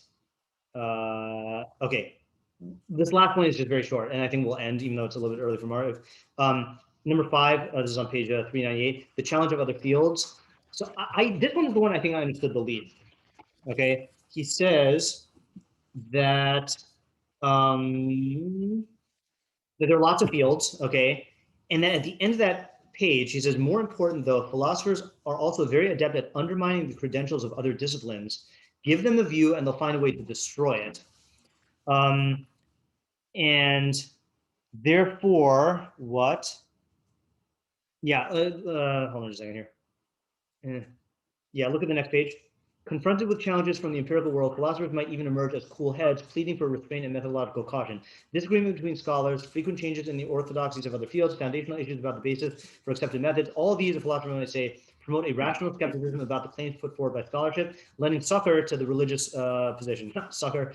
The people in other fields, on the other hand, commit professional suicide if they move to the meta level at which they question the very foundations of their disciplines. To steal a quip of Russell's, imagine a tailor running through the streets yelling, "There are no pants, there are no pants." It is high time for the hackneyed identification of philosophy as the nemesis of religion to give way to the indictment of other suspects in other professional associations, and for the potential of philosophy to diffuse some of these cultural challenges to become widely recognized. So he's arguing here like this. People think that philosophy demolishes religion because it questions all the premises.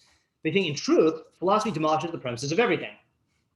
So it's not a unique problem. Like if you're going to say that philosophy poses a contradiction to religion, so then why do you have a problem with philosophy and science and philosophy and medicine, philosophy and math, So he's saying it's like a double standard, I thought his point was